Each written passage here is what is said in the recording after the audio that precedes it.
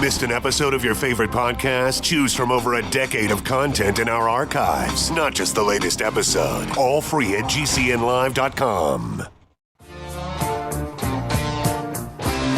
This is your call to action. Get prepared, America. Economy, survival, energy, disasters.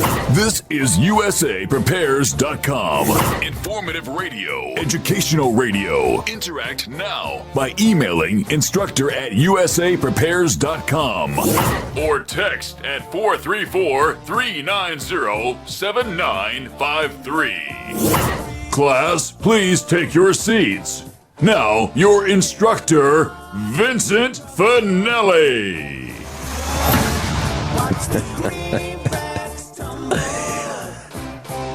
Wow. You know, Captain John Regan, we have been broadcasting for years, and I believe, correct me if I'm wrong, but I believe that this is our very first broadcast without the golfer residing in, taking up shop at 1600 Pennsylvania Avenue. That would be true. What a great feeling! What a great feeling knowing that our country is being led by someone other than a golfer or his right hand man or woman being a vacationer. And you know, the interesting thing about that is that the first thing that the golfer did after leaving 1600 Pennsylvania Avenue was play golf. Jeez. You would think that he'd be interested in his new accommodations where he's going to be living, making sure that the move went well, you know, managing the move. Somebody would. No, they take off. They're so used to being waited on hand and foot that they entrusted the move to their new house, their new rental house in Washington. They entrusted that to others. I can't imagine that. John, I can't imagine that. Just hands off, walking away, not even supervising, managing, or advising. They weren't there. Other people took care of all that for them. That's how See, they they had to get that last free ride on Air Force One. Right. Whereas past retiring presidents have been using that to go home. Well, he doesn't really have a home, so he did the next best thing, go golfing. Yeah. I can't imagine. That guy's taking more vacations, almost $100 million worth of vacations during the time that he took up residence at 1600 Pennsylvania Avenue. And, you know, Cliff High was right with his WebBot report. He said that, Hillary would just kind of disappear, be off the radar. She's off the radar, isn't she? For the most part. It's great. Well, it's great when you're not in a position to, when you're not in a position to pay up on your promises, I imagine she's looking over her shoulder when she goes out. Yeah, I hope she does. I hope she does, as a lifetime of looking over her shoulder for promising things that she couldn't deliver. And wouldn't it be interesting? Wouldn't it be nice if all those people who bet on her and gave her money because they thought she would have the influence of being the president of corporate USA, wouldn't it be nice if they all demanded their refunds? And is there not an implied contract? Here's the money, and here are our expectations of you. That's why we're doing this. Of course, they would deny that. Hillary and Bill and Chelsea would deny that there were any strings attached, I'm sure. And by the way, isn't it amazing how the wealth of people in political office seems to go up dramatically while they're in office. Isn't that amazing? And Vladimir Putin is, according to what I read, he's the seventh wealthiest person on the planet, Vladimir Putin. And we don't hear about that. We don't hear that he's, wealthy beyond imagination. I'm not saying he's bad. I'm just saying he's wealthy. And, Donald Trump's wealth doesn't compare to Vladimir Putin's. Doesn't compare. Not even the same league in terms of financially. Now, in terms of power, yeah. But not in wealth. Well, John, what do you have lined up for us today? Well, you may notice that the post is a little shorter than usual. It doesn't take more than a couple of hours of interruptions to really mess with my weekly schedule, as you can see here. I watched the inauguration live, and then I kept the TV on in the background, so that was quite a disruption on Friday, and I never really caught up since. So I'll be going through what would have normally been in the news part of the post and pull out. There's definitely some very relative things that, of course, we don't get to on air. That's why I've broken up the post. But there's enough, and you can look, if you'd see hour one there, a lot of quantum updates. I hadn't realized how long it'd been since I'd checked out D-Wave's site. We talked about quantum computers, I guess, starting about 3 or 4 years ago now. And I didn't realize, I guess with the move and the Watchman conference in Knoxville and everything, I just hadn't gotten there. So between the updates and the videos that came out since, that's where some of my time went as well. At one time, I had about 24 tabs open with news items I hadn't read about quantum. So I've cut that down to 6, and we'll be getting to those today. Okay. One thing that's absent really from the news cycle is, remember Madonna promised to service anyone who voted for Hillary Clinton? She's reneged on that. And I'm sure, John, you read the post about how she thought of blowing up the White House, right? Yes, and didn't she promise to leave the country too?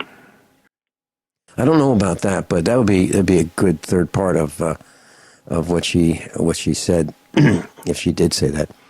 But the interesting thing is, she says things that are absolutely ludicrous. And I understand from what I read last night on the internet that she's being investigated for her comments about blowing up the White House. Now, if John Doe made a statement like that, if a homeless guy made a statement about blowing up the White House, wouldn't he be investigated? I mean, she said this publicly behind the microphone to thousands of people. And some people might be dumb enough to follow her lead, or at least what she says. I find it quite interesting that she would be dumb enough to say that. And I find it interesting that she isn't behind bars already for those comments.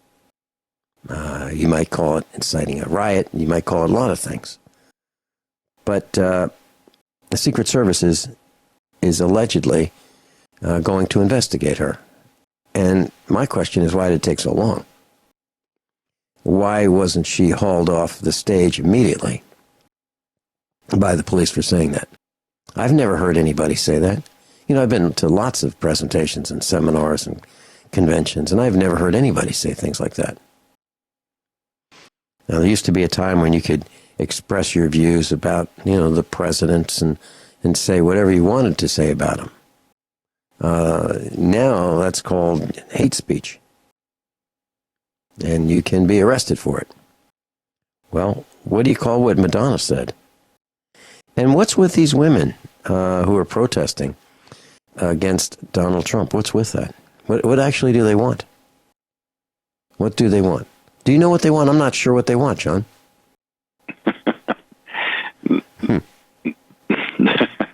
Well, we can look at, there's 50 organizations connected with George Soros that are connected to this Women's March.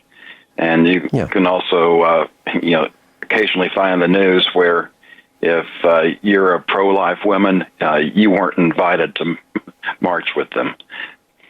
Mm-hmm. Mm-hmm. Yeah, my wife, Mrs. Finelli, mentioned to me that she read on the news this morning that there was a dog that was left out in minus 20-degree weather, and she believes that the dog did not survive. And how cruel that is, right? How cruel that is. And so now, compare that to the wanton taking of a human, right? Isn't that what you're talking about? Yes, and the killing if you really want to go down the rabbit hole, Hagman had a former Satanist on Thursday, hours 2 and 3. And if you think what John Robertson presented that Friday before Halloween when I was guest hosting was wild, you could check out Thursday night's Hagman show and see how these millions of abortions are being used to support Satan. It is absolutely disgusting. And just try to get through to those women you saw on the march.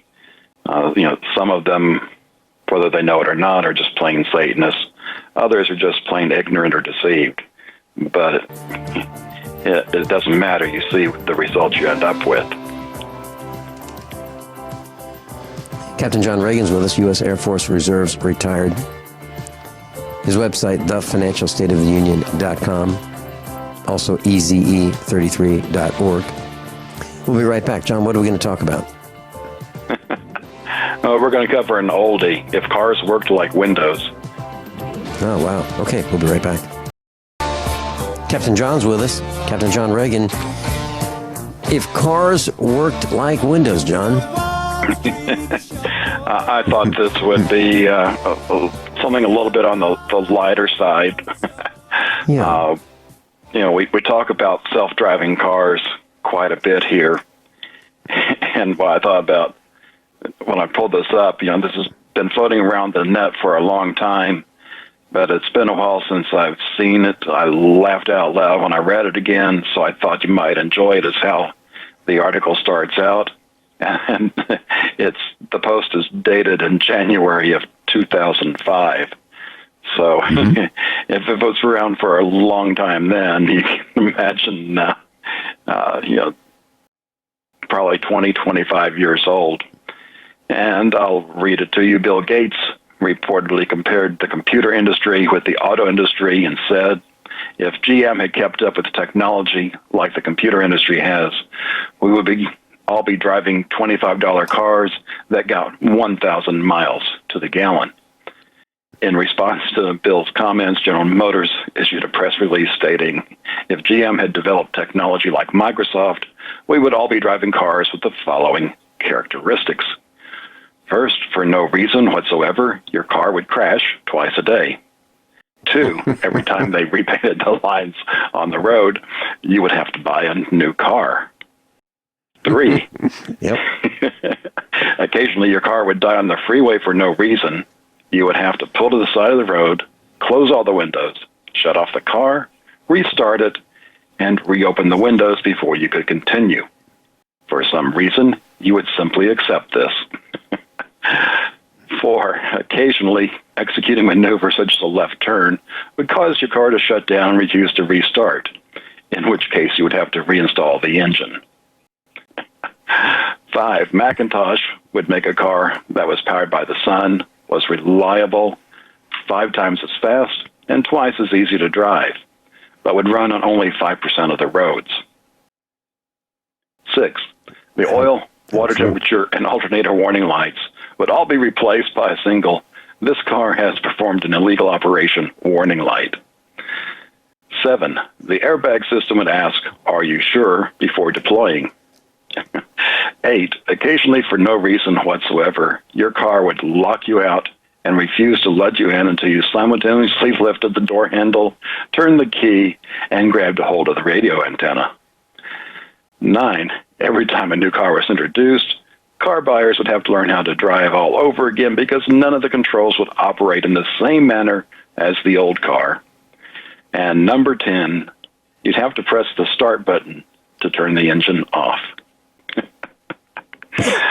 You know, there are a few that are missing from that, John. And one of them is that your car, 11 would be your car is no longer serviceable, right? It's no longer supported. We don't do them anymore, that particular vintage car. Isn't that what Microsoft does? They stop supporting previous versions. Yep. And if your car got infected with ransomware, you'd have to pay the pirate in order to keep your car going. Mm-hmm.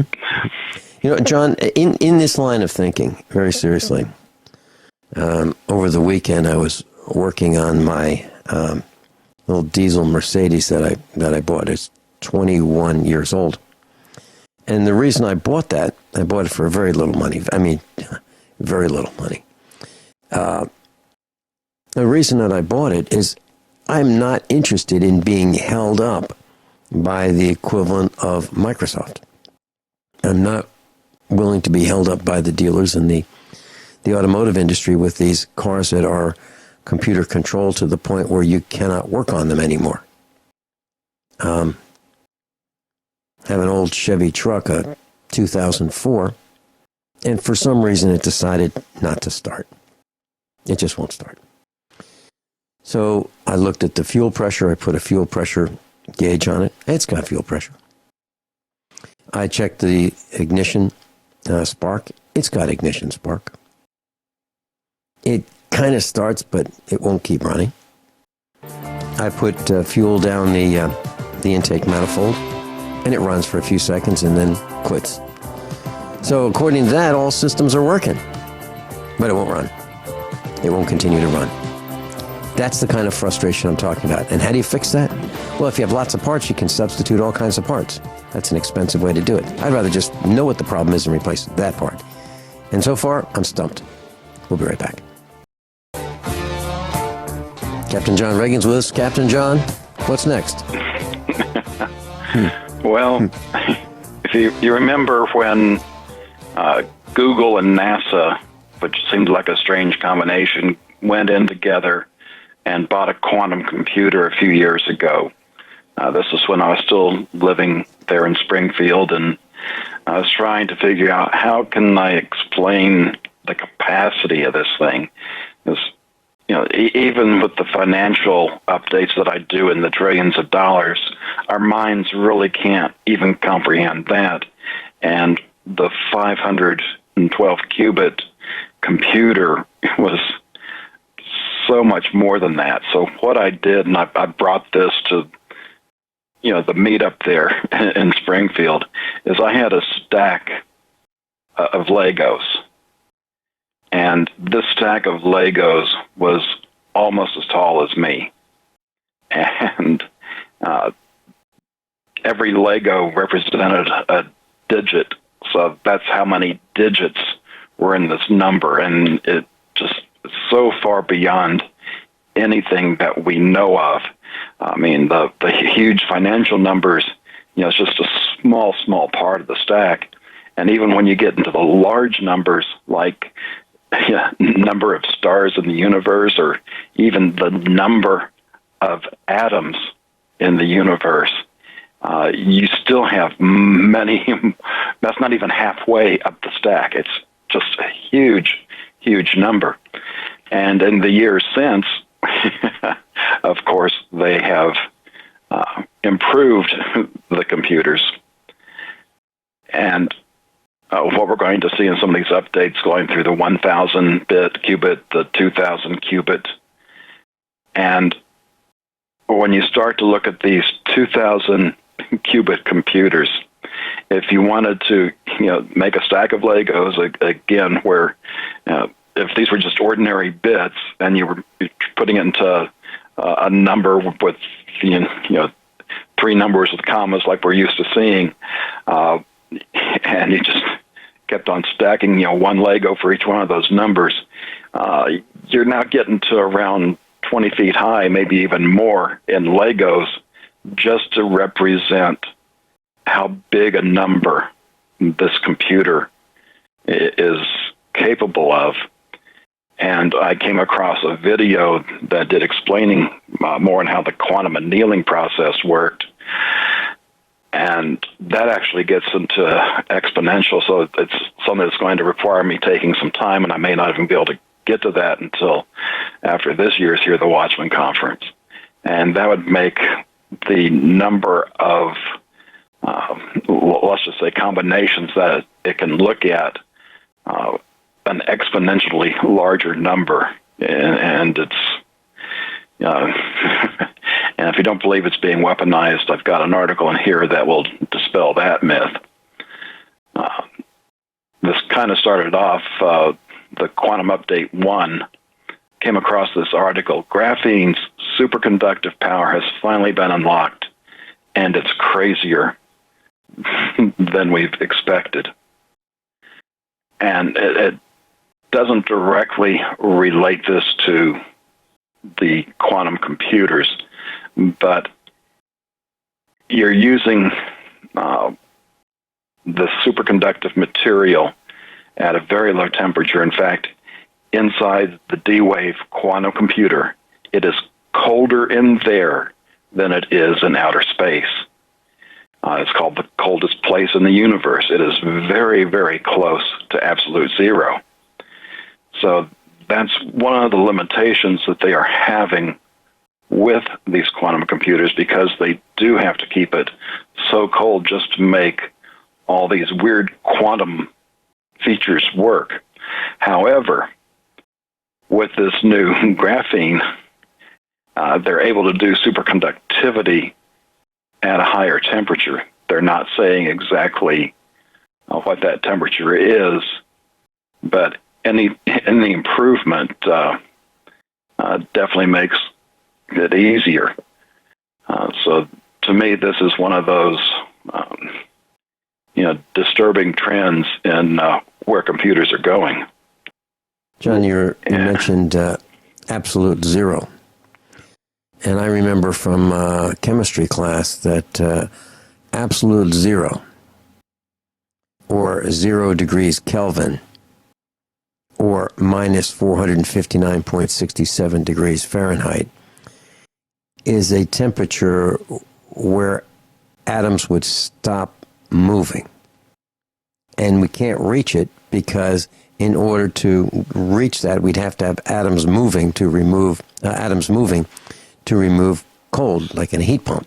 But we can't do that because the atoms would stop moving. So nothing can be colder than absolute zero, as far as I learned. Is that what you learned? That's what I learned. Mm-hmm. And I guess to think of this kind of mathematically, when you divide by zero, the number that you get is infinity.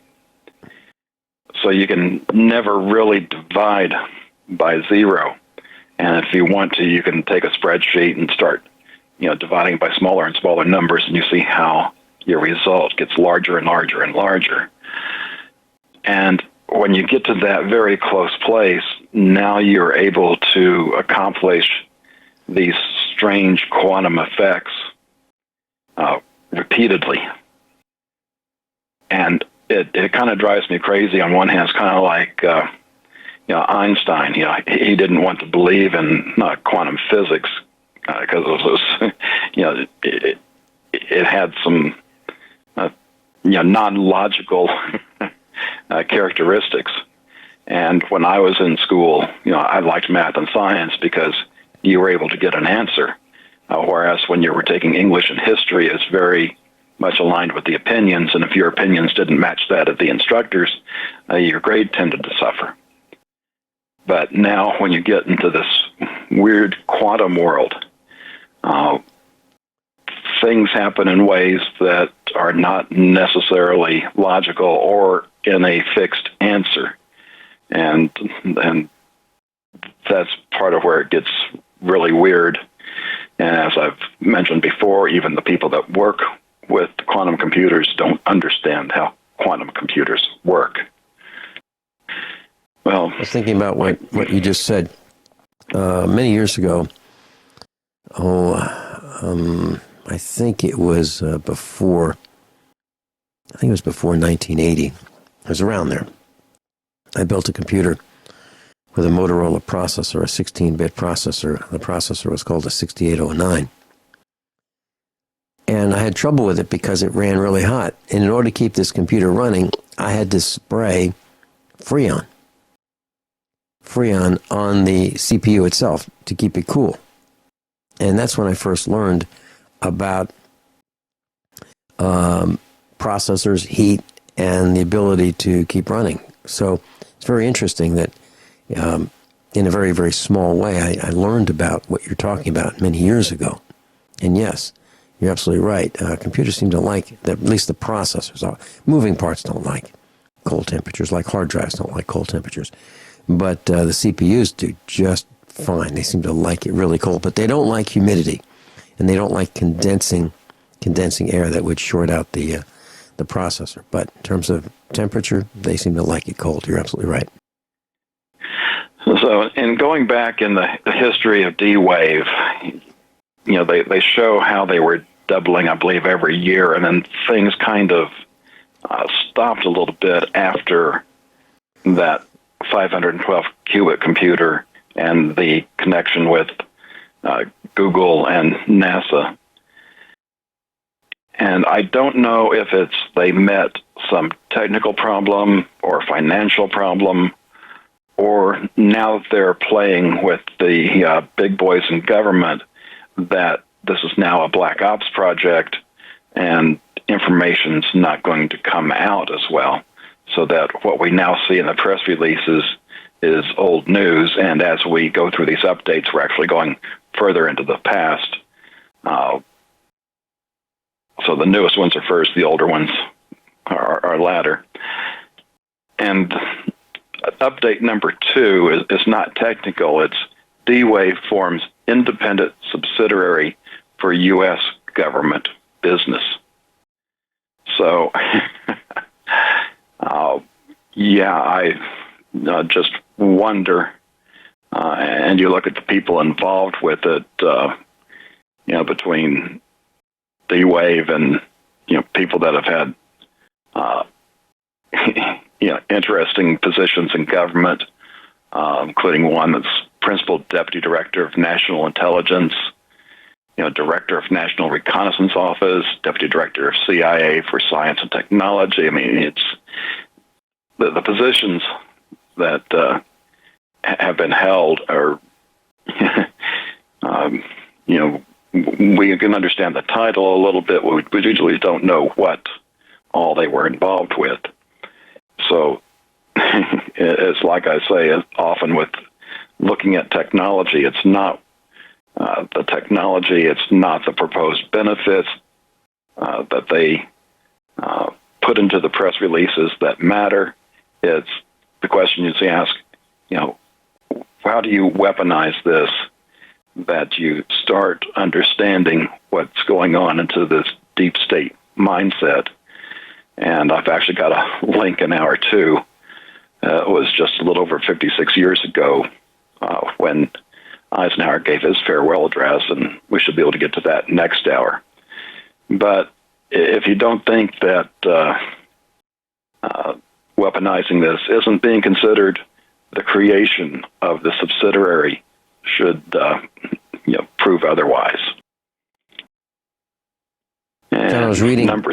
I was reading about D-Wave Systems, and it says D-Wave Systems is the first quantum computing company. Its mission is to integrate new discoveries in physics, engineering, manufacturing, and computer science into breakthrough approaches to computation to help solve some of the world's most complex challenges. And I wonder if some of those most complex challenges are to control us and everything in the world.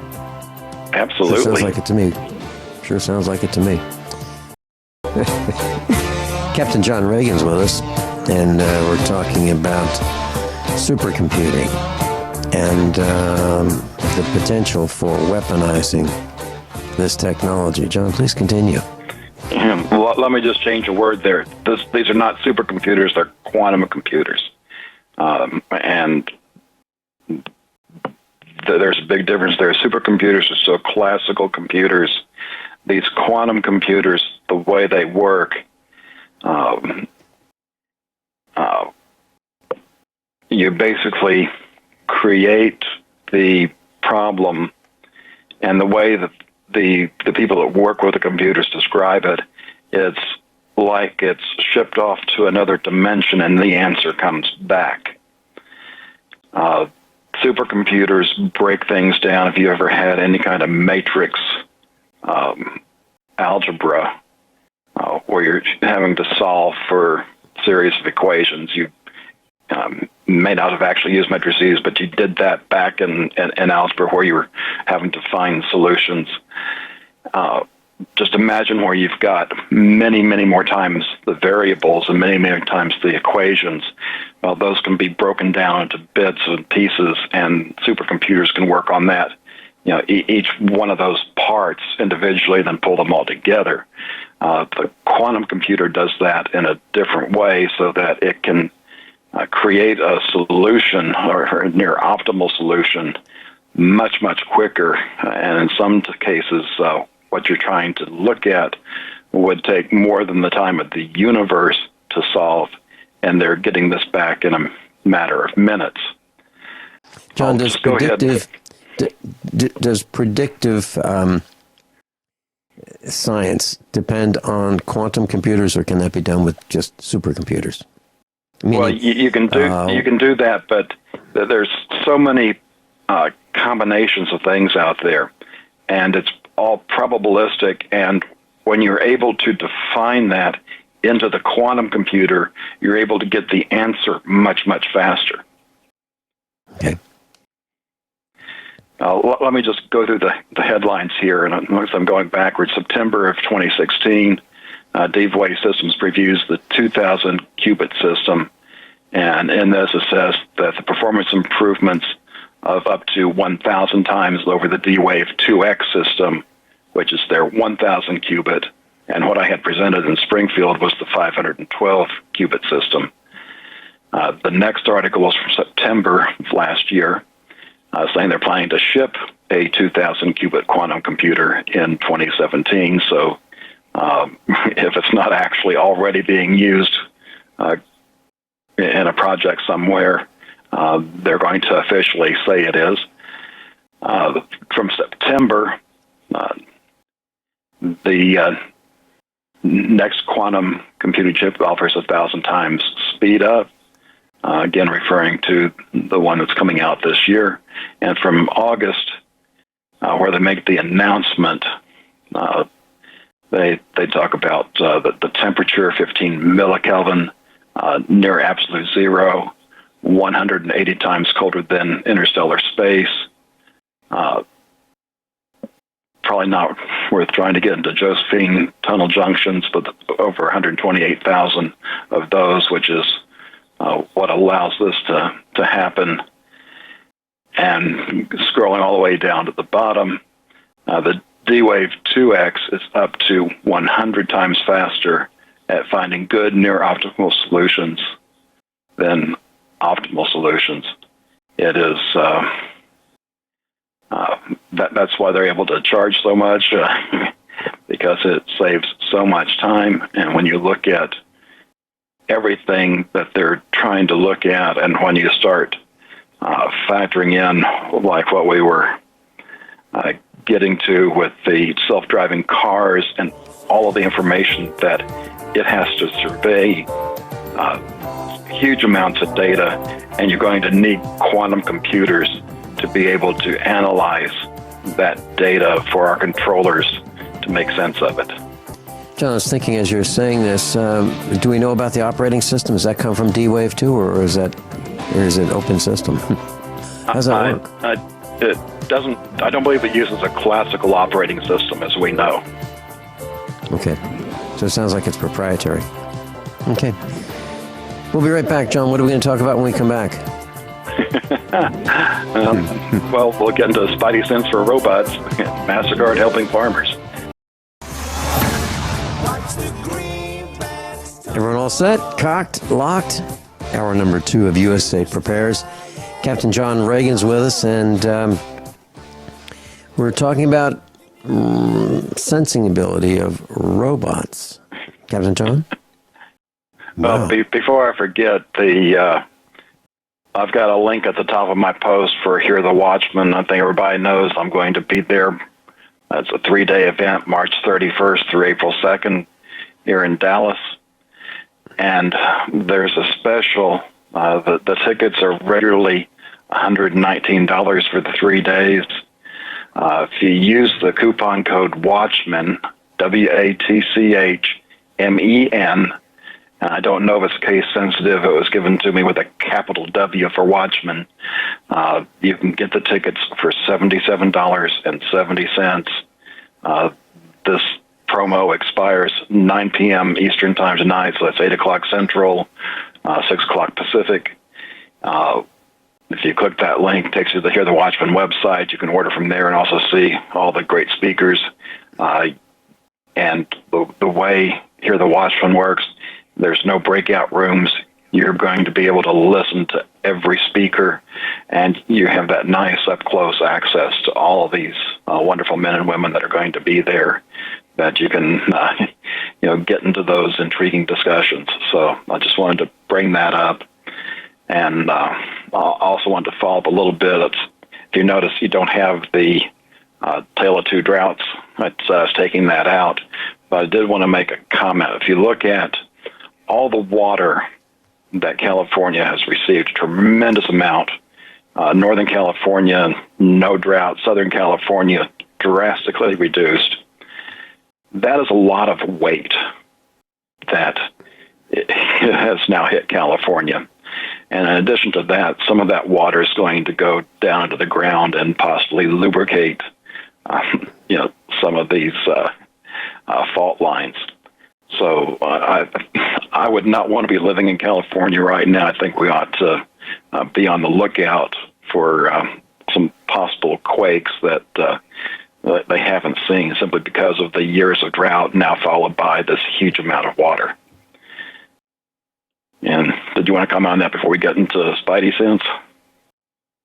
That's a really good point, because I was on the air with Rick Miller last Thursday, and I asked him a question somewhat similar to that, and that is that we are removing crude oil out of the ground, and we're burning it in engines, and you have to refine it, and it goes to heat. And where does that heat go? And some of that oil energy goes into moving parts like pistons and so forth, and crankshafts, and engines, and trucks, and buses, and automobiles, and so we are changing the weight of the planet. Different areas are weighing more, different areas are weighing less, but ultimately I think the whole planet is becoming lighter.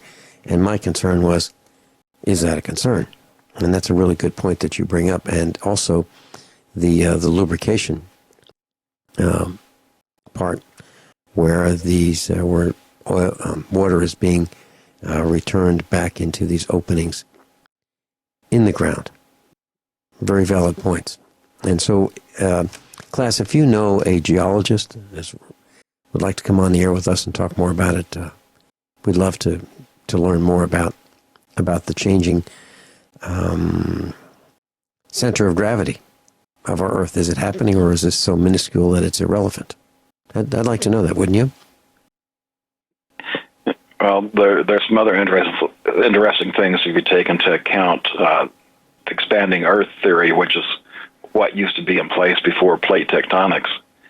And that can take us down a few rabbit holes. I first found out about this in 2005, and I thought, wow, this guy's got to be a kook. And the guy that was on Coast to Coast is an artist. He draws comics, especially Batman. And he made these videos showing the expanding Earth, and it's interesting when you roll back into a sphere about a third the size we have now. The continents all fit together. We can see that from Africa and South America, but it actually happens in the Pacific as well. And if you think that just happens to be a fluke and he's doing tricks, he does the same thing with the moon, Mars, and some of the moons of the outer planets. And it's, I think it's one of those things where, I guess, back up, if you take into account, what we see from Einstein, E equals mc squared, basically telling us that we can convert matter to energy, which is what we've done with, atomic bombs. Well, if it works that way, then why can't it work the other? You could take energy, convert it into matter, and I think planets are natural ways of doing that. And now that we're coming back into alignment with the galactic center, I think we're in that phase again, and it may help explain why we're seeing these big cracks in the crust and some of the other activity that we're having. That's way beyond what I prepared for today. So, talk about spidey sense for robots. If you're not familiar with Spider-Man through either the comics or the movies, after Peter Parker was bitten by this radioactive spider and got his spider powers, when things were about to happen, he got this spidey sense. Robots will be able to sense when humans are nearby using electronic snakeskin inspired by viper attacks. So this material sensed a rabbit-sized body 3 feet away. And, this would be great in search and rescue operations. But again, look at how you can weaponize this. Imagine if the Nazis had this type of technology during World War II. The ability to hide people from the Nazis would not exist. And, if they can sense a rabbit from 3 feet away, how far away can they sense a human? Welcome to the brave new world, Vincent. As you're saying that, John, I was thinking about privacy and our ever more difficult pursuit of just being a private person and just not being invaded, spied upon, and this is just one more way. How awful. How awful. Yeah, and initially it's sold to us as this is really good, as you said, search and rescue. What a great way to go. But, John, we've been tracked by our cell phones, even in malls, where they want to know what our behavior is. So we go into a mall, we go Christmas shopping on Black Friday, and our paths are tracked, literally tracked, from the minute we walk in, our entire path until we exit the mall. And this, just one more way. How awful. How awful. And I hope our new administration ratchets this down and not up. And the more I hear about and the more I read and the more I learn about these things, the more I want to stay home. The less I want to venture out. Yeah, I imagine you also see these in alarm systems as well. I imagine they'd work much better than these motion detectors. Mm-hmm. Well, we have infrared detection, we have motion detection, we have proximity. Back in the 1960s, for a science fair project, I built something called a capacity-operated relay.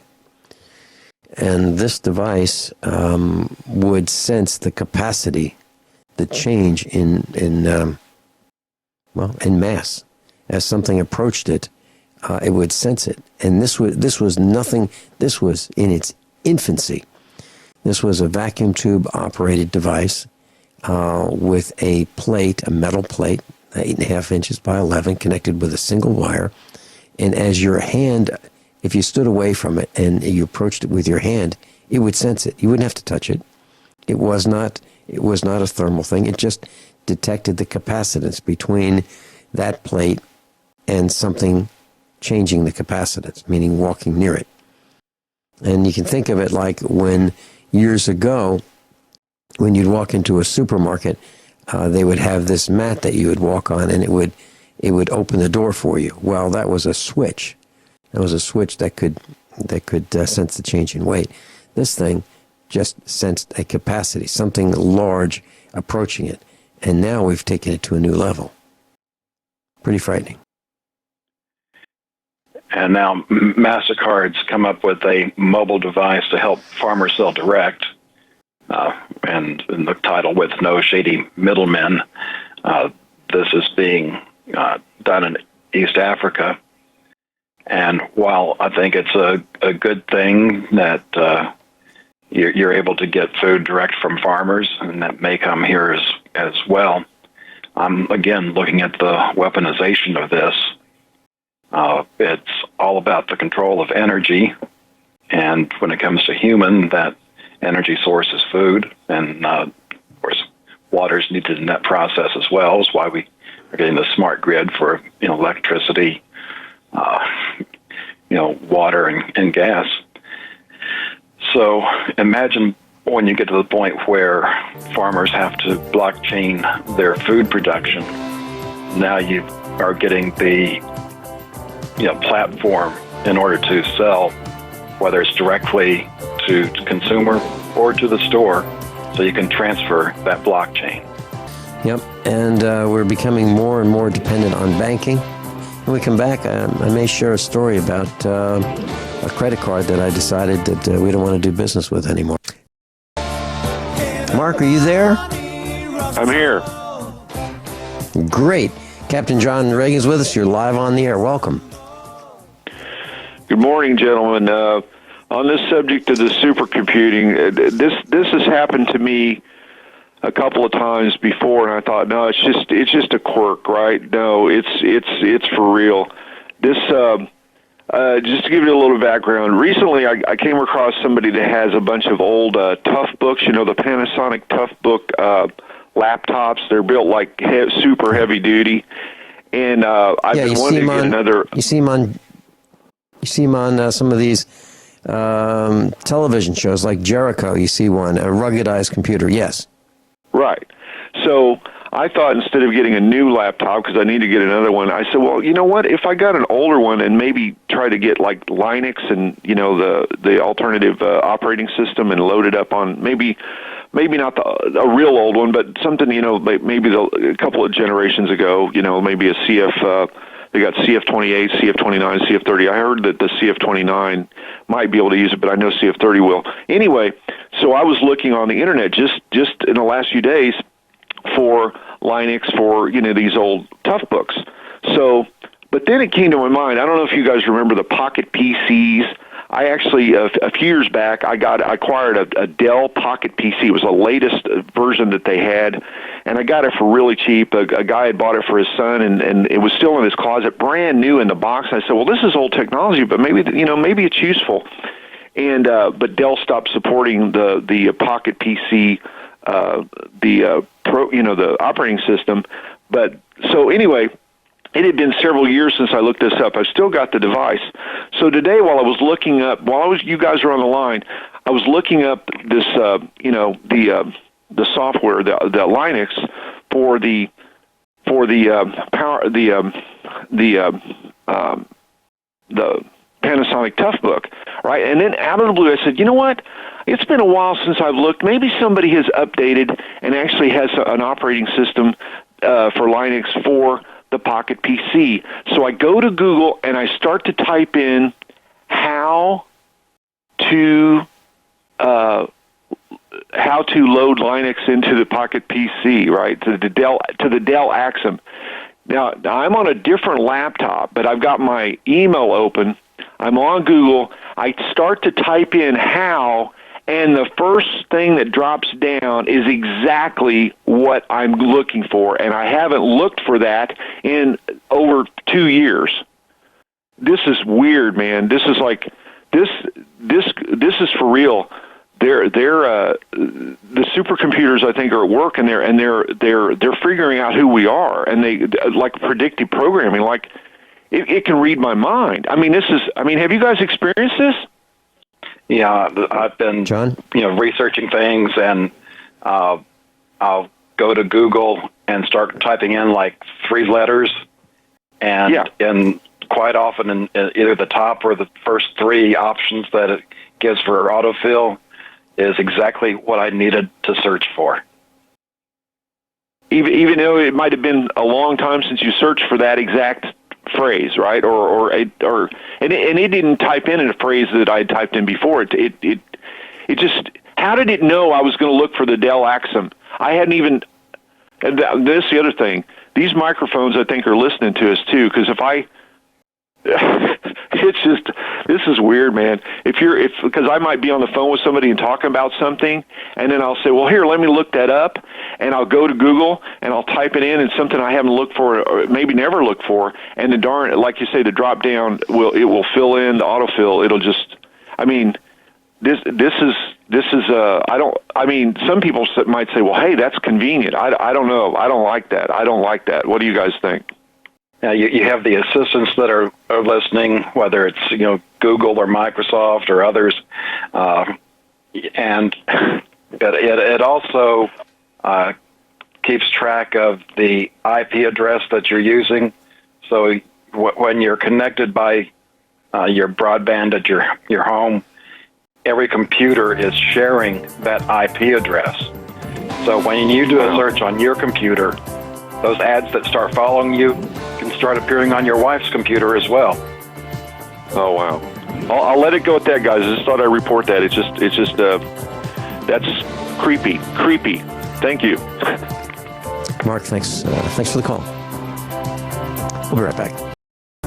Class Captain John Regan's with us. John, Mark the Spark in Pennsylvania brought up a very important point, and that is about tracking and monitoring our movements, our thoughts, our keystrokes. And for those who have seen some of the television series NCIS, Person of Interest, Blue Bloods, and others, we've been alerted to the tracking that is going on of our cell phones.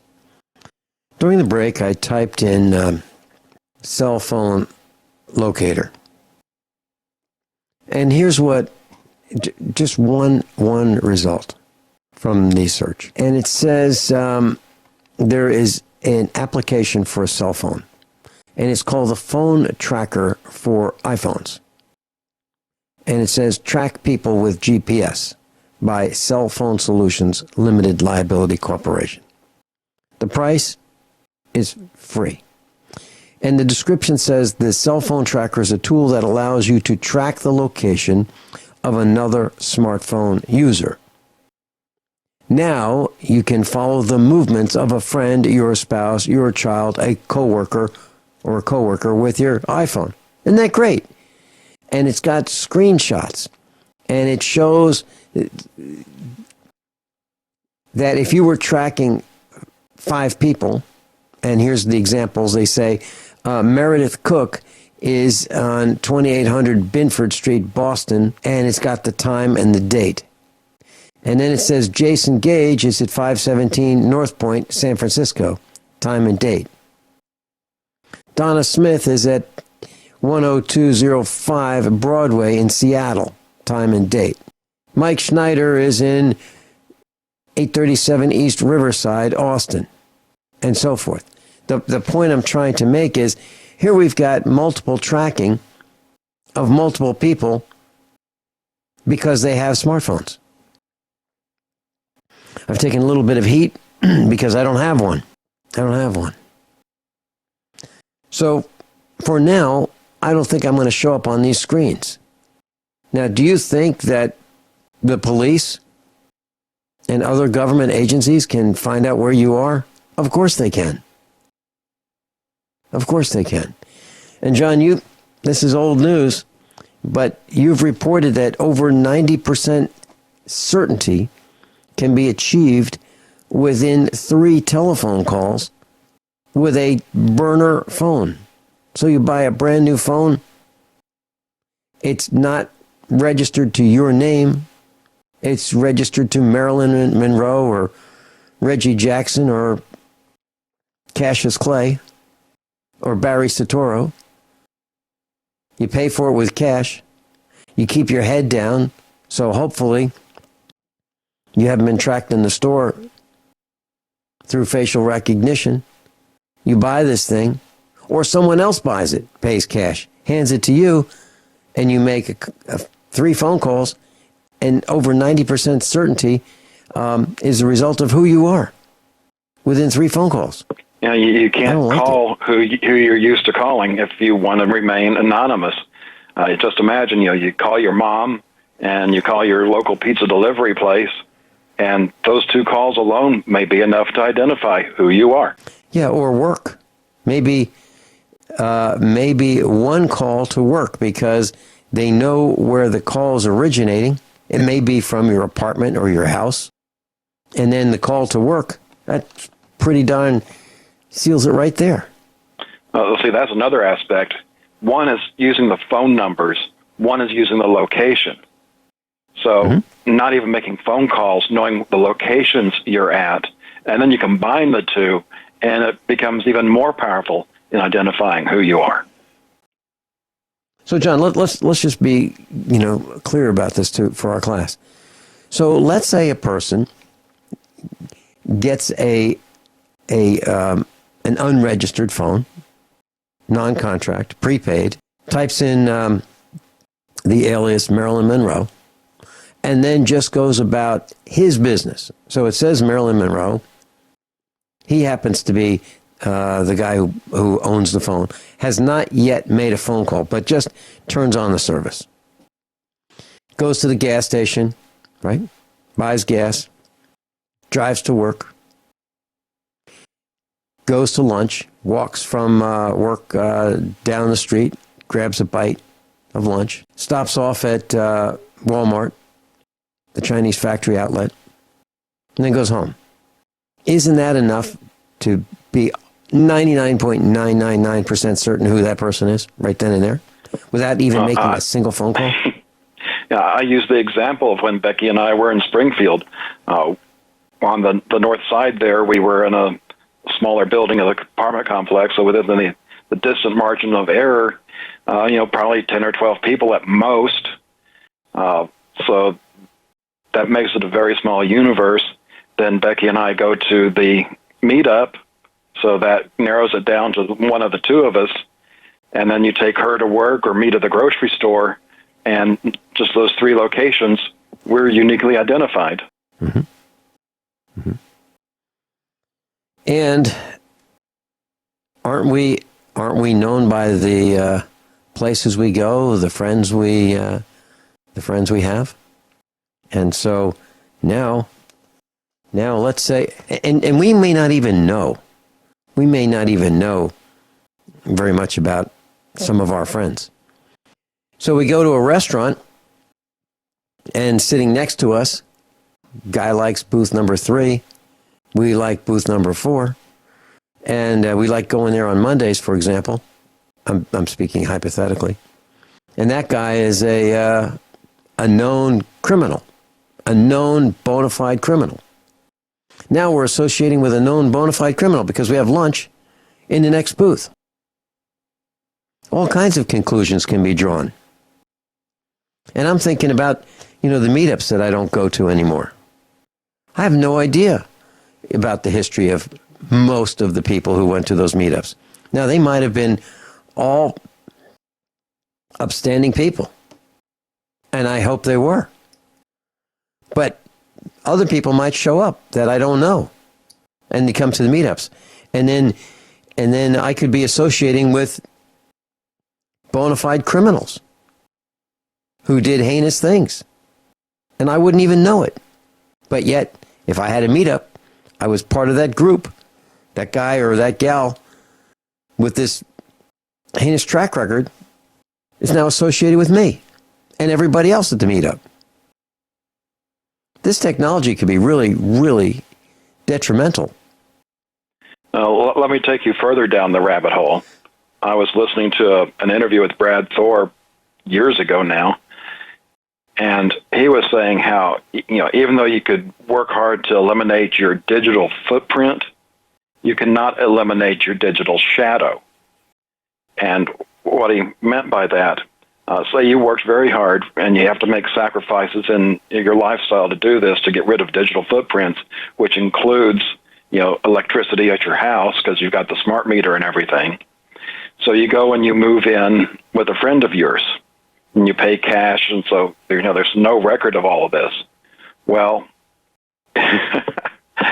even though you're not using electricity under your name anymore, now all of a sudden there's an increase in electrical use at your friend's house. And that indicates that there's another person living there, and because you're associated already, they can identify you, at least possibility in that manner. Wow. So when someone decides to live a private life, get a cabin in the woods, go off the grid. So now it's, what are you hiding from? What are you hiding from? Well, that person may not be hiding from anything. That person just may enjoy privacy. I enjoy privacy. I really do. And the farther we go down the spy technology road, the less I like it. The less I like being out there. The less when I go to a traffic light, I look up, I look around, I see, I can't believe it. What are all these cameras for? What are all these electronic antennas for on traffic lights? What's this all about? Why do we have all of these electronic communications devices? And if you watch some of these television shows, they say, okay, so this guy was mugged on this corner. Well, let's look at the history. Let's go look at the traffic cameras. Let's go look at the nearby businesses. Let's demand that we have copies of no, not copies. Let's take the recorded video that they have for their security system. Let's review that. I can't imagine walking down a street in New York City and not being monitored every step of the way, in buildings, on the street, everywhere. I can't imagine it. I don't like it. So well, let me add on. Here in Dallas and probably pretty much any major city, you have to have a toll tag for your car if you really want to get around town. And so those have RFID chips in them, so any RFID reader is going to be able to read that and track where you've been when. And also, don't forget, I brought up all these magnetic sensors in the road. Your car has a unique magnetic signature, so while it may not identify you individually, it knows the probability of who's driving the car, and so it knows where you've been when, just in the fact of driving the car, even if you manage to avoid all the cameras. Wow. And I'm thinking about old cars and why we'd want to hang on to them if we could. Ones with fewer sensors, fewer computers. Captain John Regan's with us. John, last segment for today. Gee, I think we're going to run out of time again. I'm shocked. Uh, let me touch on the Windows 7 unsafe and the stealing you blind articles, kind of in line with what we've been talking about. Microsoft's now saying Windows 7 in 2017 is so outdated that patches can't keep it secure. And keep in mind, any versions of Windows older than that, that's no longer supported, you're just asking for trouble if you use those. And the next one, this simple phishing attack can steal your browser autofill data. So if you are using your browser and have the autofill set on so you don't have to keep on entering your name, address, phone number, and credit card, what they are doing is there's web pages that put those fields on there, but they hide them. So you don't know that those fields are being filled in, and that information is going to the owner of that website. So if you've been doing that, I'd recommend turning off your autofill. I use a program called LastPass for my passwords, and that one encrypts it and also keeps it in the LastPass central location encrypted, and I can access my passwords from anywhere. So if I happen to be on another machine, I can actually do that. I would never do that on a public machine, but say I'm at a friend's house and need to get on a computer, I could do that.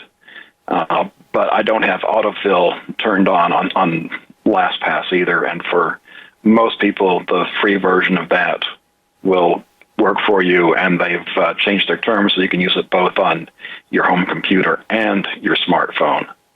So just a couple of recommendations there.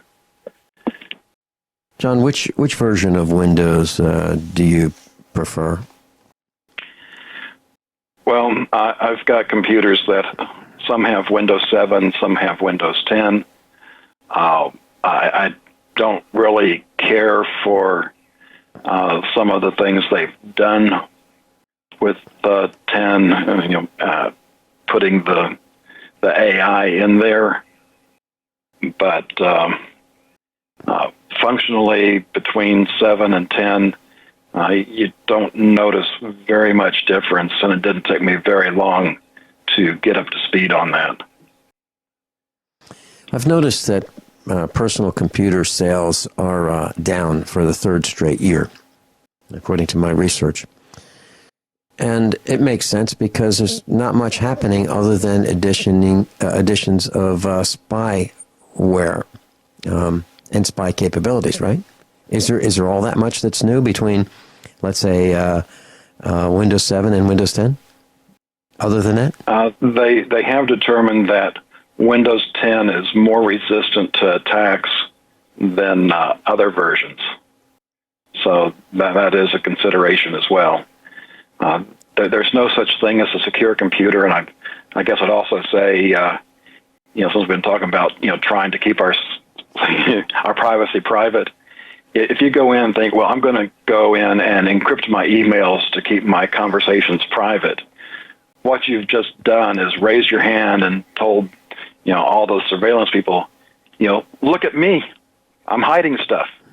And you're drawing more attention to yourself by doing that than if you had just sent the email to begin with.